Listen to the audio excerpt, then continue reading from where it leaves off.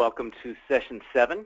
Now we get into sales and marketing, and I'm actually going to flip these a little bit. Instead of talking about sales and marketing, we're going to talk about marketing and sales. Now, one of the things that maybe you're very well aware of, or maybe this is shocking, stunning news that is life-changing. Okay, maybe a little exaggeration there. But sales and marketing are not the same thing at all. One leads to the other, and that's why we're doing it in the order that we're doing it, starting with marketing and then going into sales. But they are completely different aspects, and they need to be approached, again, as we've done with all of these sessions, with one leading into the other and keeping one in the context of the other, but they're really separate aspects that are connected with when they hand off from one to the other. So first off, I just want to re-emphasize, and you know this about the Business Academy as a whole, we're not trying to cram an MBA into 11, 40-minute sessions, but especially with marketing sales, there are so many books, resources, courses, etc. I want to give you just enough to give you that starting point, to get you out of the gate, to get you rolling forward, to put some strategies in place that you can actually be out there trying and utilizing and seeing what's working for you. And then as you try them, then you can come back and add to your toolbox. So we're trying to get you a basic starting point, giving you the starting levels and the tools that you can use to get rolling with this. So with that, let's jump into this a little bit. And again, I'll mention the word sales a couple of times in this session, but I'll really focus in on that sales process in the next one. So first of all, think about the definition of marketing as being providing an offer that meets the buyer's need at the right time and right place in the language they need. So you're setting the tone. And I've got a slide here in a second that shows you the differentiation between the two. But when you're marketing, you're putting something out there. And it's interesting, and you know the old thing, if you're suddenly shopping for a Jeep Cherokee, you're gonna buy a new Jeep Cherokee, you see all the Jeep Cherokees on the road. Up until then, you're just driving and it's just another car. Well, same thing happens with your wellness coaching, whether you're pursuing organizations or individuals.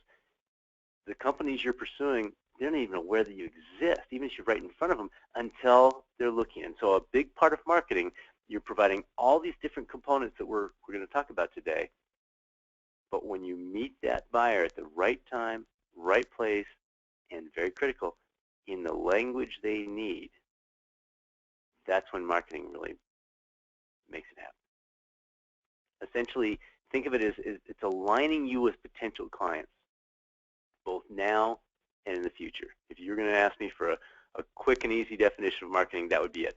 It's aligning you, your service, your business, with potential clients, both now and in the future. So let's look at some of these definitions here. By the way, your homework from last time, in case you thought you were going to get away without it, is just a reminder, you were to go through and become intimately familiar with the web portal and use that web portal with one client, even if it's a practice client. And then on the time management side of things, you were going to make one purposeful adjustment to the way you optimize your daily plans. If you didn't do those, please stop this recording. You can get it back to it later. Go back and do those things. I keep saying this every time. If you're not doing the action steps, you're not going to get value out of this program at all. And we want you to get value. All right, so let's look at this. Now, sales and marketing. Are there differences? Absolutely. There are quite a few differences. We're going to look at those here. And I just put them all up on the slide so you can see them once and maybe take some notes as we go through this. Marketing connects the prospect with the provider. Prospects who you're trying to get to come to you, you're the provider. Sales, on the other hand, converts those prospects into clients. Marketing sets the tone. Sales sets the agreement. Here's a good visual, I thought. Marketing fills the pipeline. You always hear about your pipeline being full. Well, marketing fills that pipeline. Sales swallows the water as it comes out of that pipeline. You're not going to get everybody. Not everybody you have in that pipeline is going to end up being a client, but you're going to catch some of that water as it comes through. Marketing's focused on the future. You're setting things up for the future. If you're not doing marketing, a few months from now, you're not going to have any say. It's amazing to me as I see the trends as we've been doing this for 10 years now. If I'm out of the office, Christmas, for example, you know, we're out of the office to go see family for a week, 10 days around that time of year, and you add to that a lot of folks are out of the office even prior to that. So it's not just my time out of the office, it's my intended audience out of the office. And so you have a 2 or 3 week, almost full month of from basically Thanksgiving on, so a little bit more than a month, where there's not a lot happening. And so you tend to have a real drop-off in January because that marketing that fills that pipeline that's focused on the future, it wasn't there. And so that sales opportunity is gone. Sales, on the other hand, is focused both on now and the future, and we'll talk about that in the next session a little bit. Finally, marketing creates the connections. Sales connects the dots. Okay? So what are some of the options that you've got when it comes to marketing? And before I go into these, let me go ahead and pop these up, but before I go into the details of these,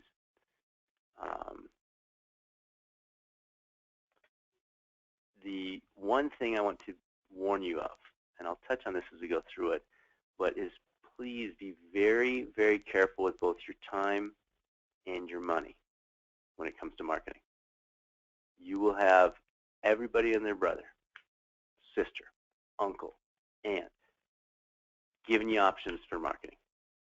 Networking events, things you can go to, where you can spend your time, who you can go meet with, where you can place advertising. It's the closest thing to unlimited you're going to find. You've got to measure carefully, and that's where this whole strategy comes in. That's where your business plan comes in.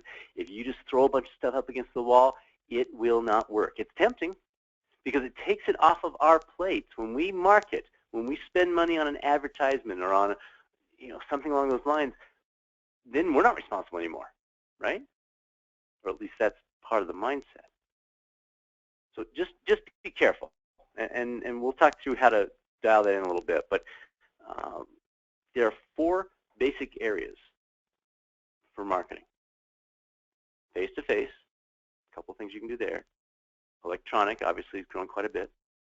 Partnerships, and outsourced opportunities. All right? So before you go into any of those 4, you've got 2 things you need to do. We need to do the business prep. We need to do the personal prep. So first of all, and this is not specific to your homework, but I would encourage you to add it to the homework I'm going to give you a little bit later. So do the market research on the needs of your clients. Now, you've hopefully done this already. As you developed your business plan, you developed your pricing strategies, those kinds of things. So you found out that if you're working with companies, here's the type of need that's out there. If you're working with individuals, here is the type of need that's out there. But be sure that's done before you go out and start marketing. Do not waste your time or money until that's done. Again, we put the order of these sessions such that this would already be done for you at this point if you've done the homework, gone through the processes. But if you haven't, do that first. Secondly, once you've done that research, fine-tune what your services are to meet those needs. And you'll always be doing this. This isn't a one-time thing.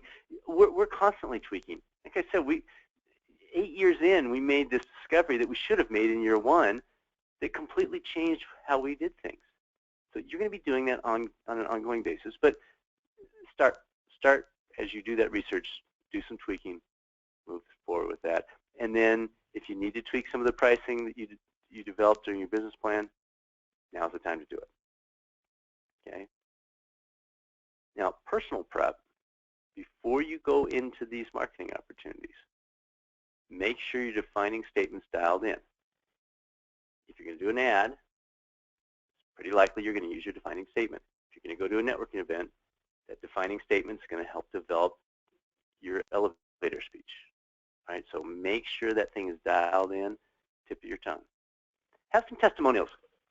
This is very powerful, and it will always be powerful. Whether you're putting an ad together or you're simply chatting with somebody, it's very powerful not for you to say, we offer the best blah, blah, blah, blah, or we've made a difference in this many lives. Instead to say, oh yeah, I was talking to one of our clients the other day, and she said this. Okay? Much more powerful. So have a few testimonials readily available for you. Elevator speech we've talked about. Have it ready. Have it conversational. Don't be a robot. Make it very, well, I said conversational. Make it very conversational. And then be very clear about your target audience. This is so easy. This is so easy to get off track with. I remember when we first started U.S. Corporate Wellness, I would go anywhere to talk to anyone in any setting. And I must have spent hours in the car, hours at meetings that were not remotely related to what we were offering. And I'll come back to that later. Be very focused on who's my audience. Where does this go? So I made the mistake of shifting from this is all a waste, I'll do anything, to this is all a waste of time. Don't go to that extreme. I'm now come full circle, and I'm hopefully doing what I'm asking you to do of selectively choosing the right situations. But networking for what you're doing as a wellness coach, whether you're working with individuals or you're working with organizations, networking is probably going to be your biggest one or two opportunities you have. And if you're sitting there nodding your head going, oh man, I'm not good at this, I don't like it, frankly, too bad. Get to like it. Figure out a way to bring out your best in this. Because it's one of your biggest single opportunities. In fact, that is one of your homework assignments, is to go to 2 events and practice the stuff that we're talking about. All right, so with your target audience, think about, am I working with individuals? Where would they be hanging out? And by the way, networking events don't have to be suit and tie stuff. It doesn't have to be walking around with a glass of wine in your hand. Networking events are anywhere that people are. So if you like running 5Ks, fantastic. Go to some 5Ks, even if you're not running them. You don't have to do a booth. By the way, a lot of those races offer very inexpensive booths, so it's not a bad idea. But just go and chat and meet people just like you would at a networking, in quotes, networking event. It's a race. You're having fun. Church. Get involved. Don't just go and listen to the pastor and walk out. Stay after. Meet some new people. That's a networking event. Your kids' gymnastics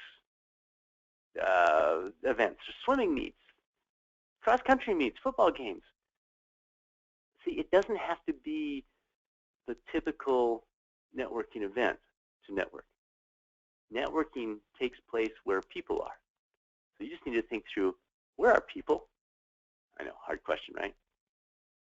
And then where are the people that are my audience?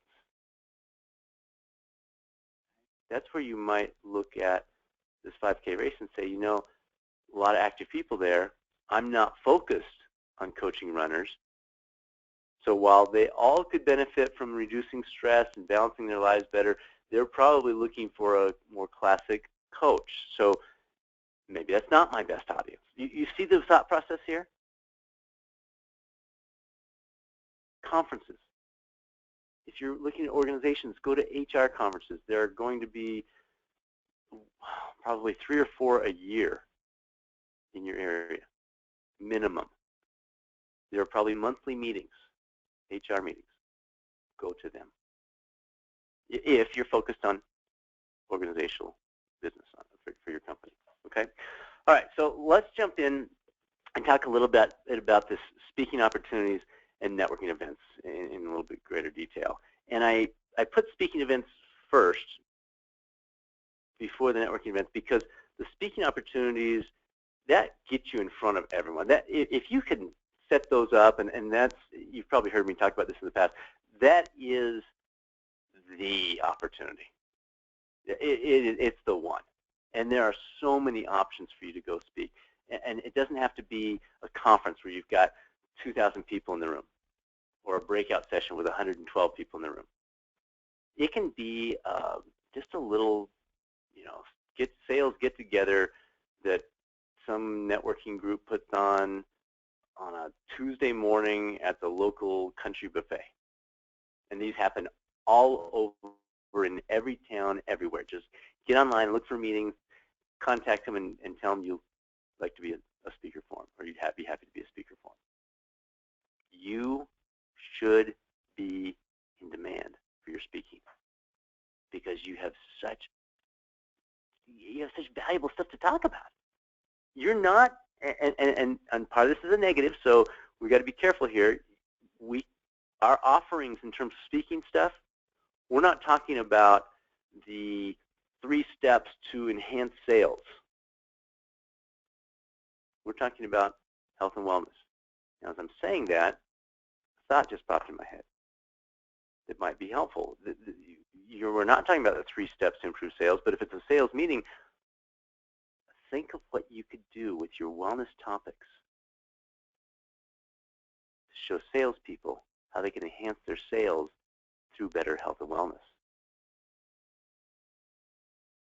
So you can take both approaches. You can be generic. You can go in and offer something on stress management, exercise, weight loss, enhanced sleep. You've got a great list of topics you can go in there with. And for your general audiences, those work perfectly. If you know that the group is getting together for a specific reason, like the sales example, jump on that. Put a talk together that shows how they can improve what they're doing, what they're most interested in. And most of these talks they'll be brief, 15, 20, maybe 30 minutes at most. And then don't just go in and leave. Don't just come in, do your talk, and head out. Hang around. Turn it into, and that's, again, why this is in this order, turn it into a networking event. You speak, or probably you go hang out, then you speak, then you hang out. Get to know these folks.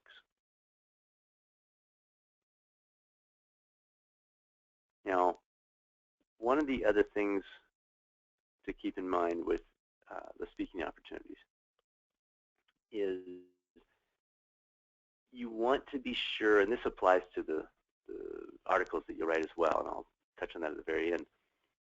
You want to provide some sort of reason for them to contact you. I would give a handout, 1 page. If you can put a little card together that you can leave behind that fits even better into their daytime or their purse or something, that's better. But something that outlines what you talked about, maybe has space for them to write notes, has your main 3 topics, whatever it is, your contact information, and then either say or include in the writing some special opportunity if they contact you in the next week, 5 days, whatever. Right? You're doing most of these talks for free.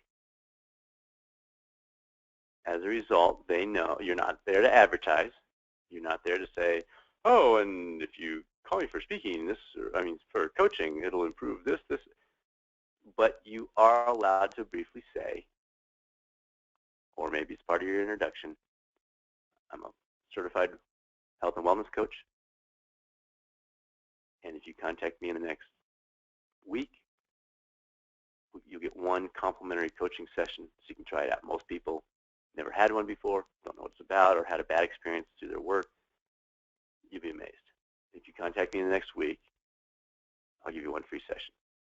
All right, so something simple like that. It's a couple sentences, but you're not there to, it's a fine line. You're not there to blah, blah, blah about your company. You're there to share some valuable information, make the meeting more valuable for that group, but a sentence or two about what you do and some special option. Absolutely appropriate. All right, so take advantage of that. With that speaking, make sure that you've got the handout. Don't just go in and speak. Make sure that you've got the connections. Don't just go in and speak. Connect before, during, after.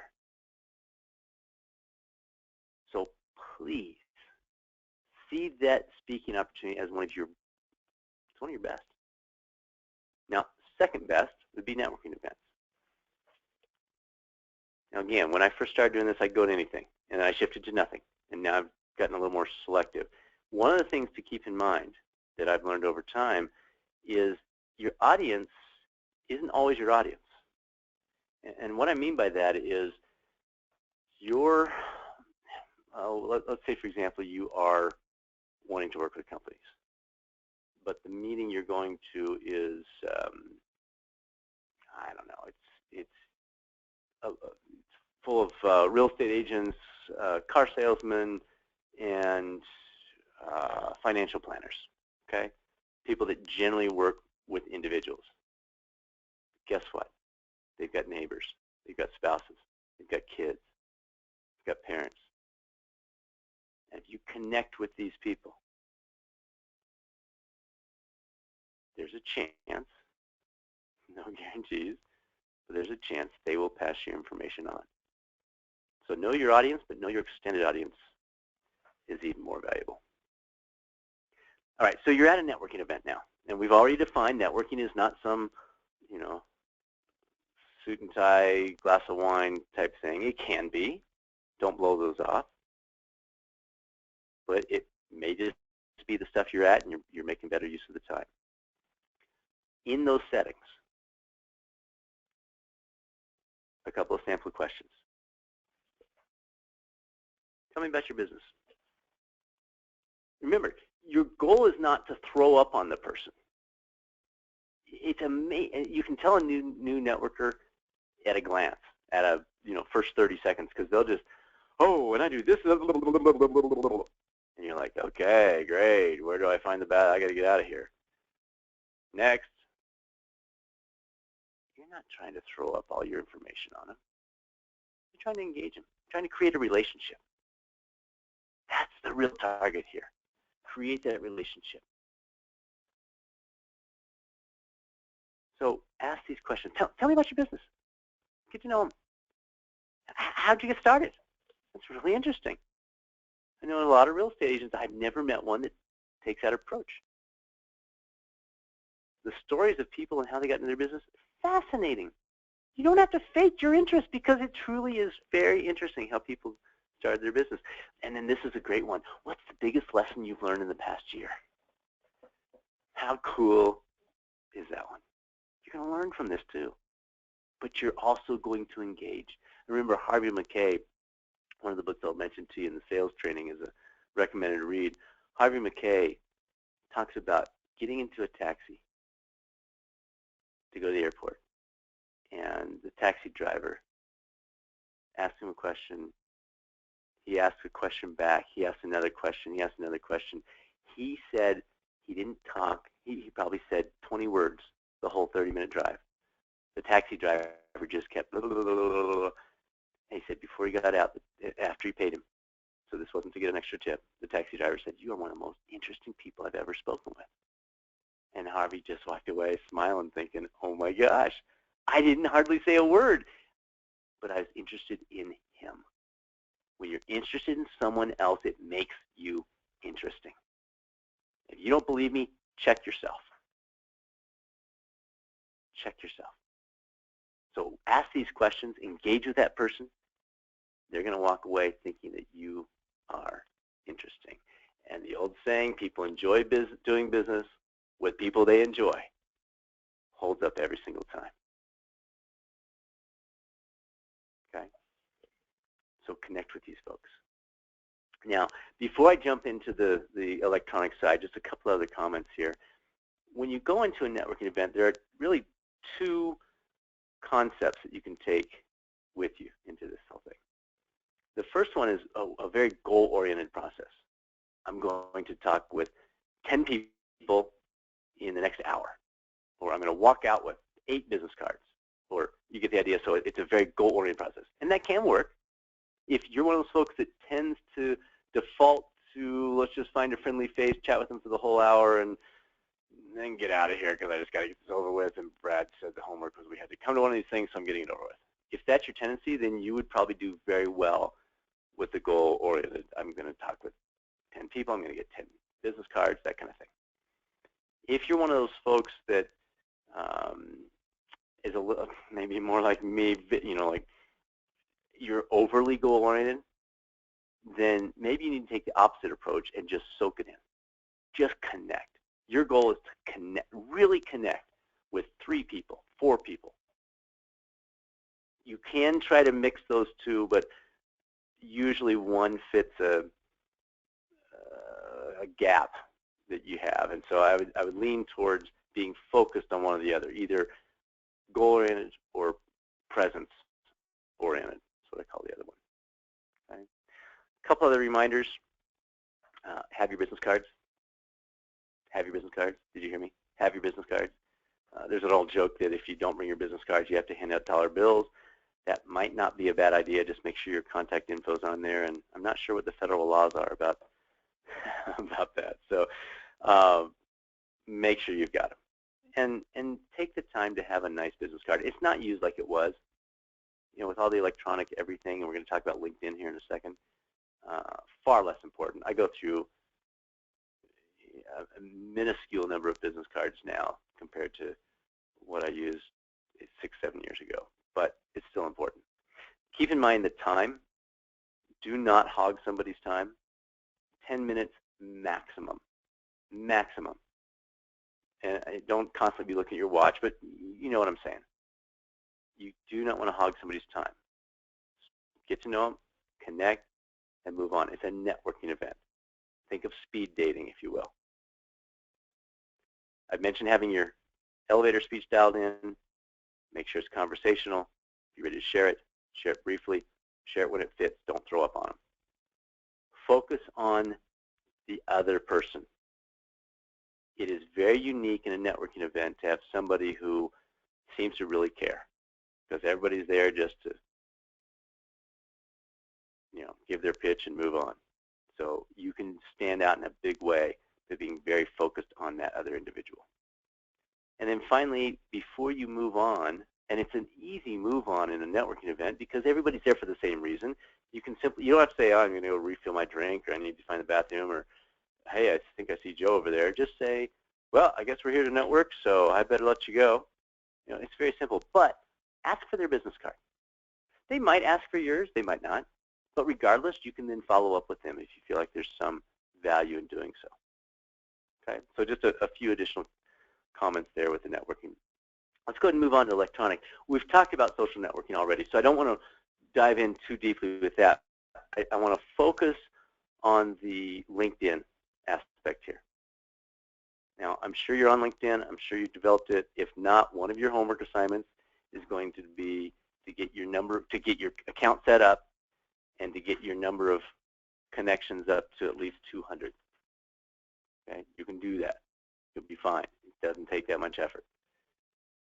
But we need to develop that. If you have under 100 connections, you're not really on LinkedIn.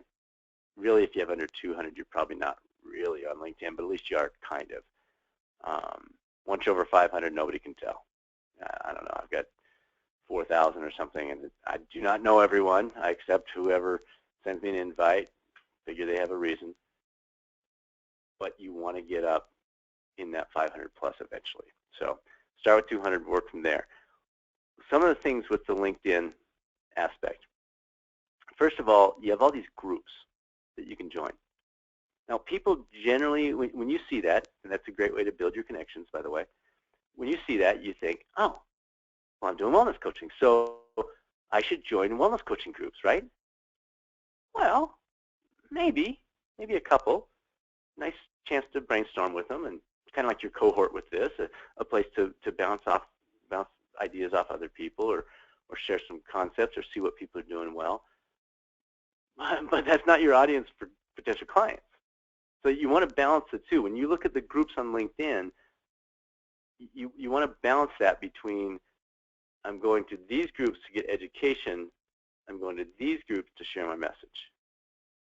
Okay, it's pretty unlikely that a wellness coaching group is going to refer clients to you, because that's what they're there for too. So consider your audience in both sides. Plan your time, and we talked about this when we went through social media, but I want to re-emphasize it here, because you can literally dive into LinkedIn and 4 hours later come up for air. It can literally be all-encompassing.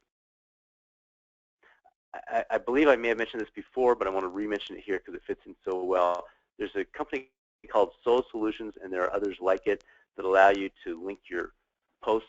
You can set up, you can spend an hour a week setting up different posts and comments and that kind of thing for all your social media, and then you hit a button and it posts them, once a day on LinkedIn, and twice a day on Twitter, and 3 times a day on Facebook or whatever. So again, I believe I shared that with you before. We don't have any connection with Soul Solutions, except that that's the one we've used. There are several services like that you want to look into. Now, we've talked before in session 5 about LinkedIn posts and the option of doing that. This is a very valuable process because it gives you a place to do those posts that you can then link to in other places. You don't need to have a blog. I'll just give you a real life example. We do have a blog for Catalyst Coaching Institute, and we keep that updated, do 1 to 4 posts a month. But for U.S. Corporate Wellness, we do all of our blogs within LinkedIn. So you decide, but you don't need to have a place on your website for blog posts, because LinkedIn allows you to have those posts within their site, and then you can link to that anywhere. You can reference that anywhere. All right. Other electronic options, and I've stuck writing opportunities in this section as well, because you've got, these days, it's not that the article you wrote shows up in the magazine, it's the link to that article that you can then post on Twitter, on Facebook, on LinkedIn, on et cetera, et cetera. So in your writing, a couple of suggestions. It's very similar to your speaking engagements. You want to offer them a reason to contact you. Write a great article, but then make sure that there's a reason for them to contact you. Maybe you offer an extra handout on the 3, I was going to make up a topic, but it depends on who your audience is. I wrote an article yesterday for a conferences and meeting planner magazine. So what I talked about was how to bring health and wellness to your meeting or event. So maybe you come up with a special report on the 3 things that you can do to enhance your meeting with a wellness integration. Something like that. But in your bio, anytime you write something, you get a bio, link to your website, link to a post that you did, or have your email address. In your case as a wellness coach, I would encourage your email address. You can show them your website later. But give them some reason to contact you.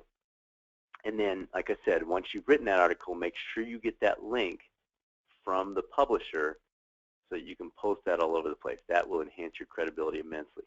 And you can include those as an actual post, as an update. In LinkedIn, you've got all kinds of opportunities there. The last thing I want to mention on the writing side is newsletters. I believe I mentioned constant contact to you during session 5 as well. And that is one of the things you're going to use with your networking, is as you get people that you meet, you'll include them in your newsletter that you send out, and make that newsletter valuable. Short and sweet. They can read it in a minute or less, a tip or 2. Maybe you link to some other things like your posts. Under complementary resources, let's go through these. Talked about writing opportunities, newsletter tips. Talk about partnerships a little bit. This is an immense opportunity. Now, some of you are physical therapists, chiropractors, nurses, physicians. You're already have this as part of what you're going to, that's your core aspect. You're going to do it within your clinic. You're going to offer wellness coaching as part of your clinic services. Great. But most of you are not. But why not take advantage of the same thing? Why not connect with a physical therapy clinic, chiropractic office, physician's office? Partner with those folks. Rent space from them. Figure out some way that they can refer folks to you. 97% of the population, actually I think it's 98.5 is the latest number I saw, falls short in one of the basic 7 areas of wellness. Docs know this. Therapists know this. You can be ready to help them enhance what they're doing. So look for those partnership opportunities. And finally, before we get into homework, let's talk about ads. Like I said, you've got a lot of temptations here. It's easy to blow a heck of a lot of money on your advertising when it's not needed.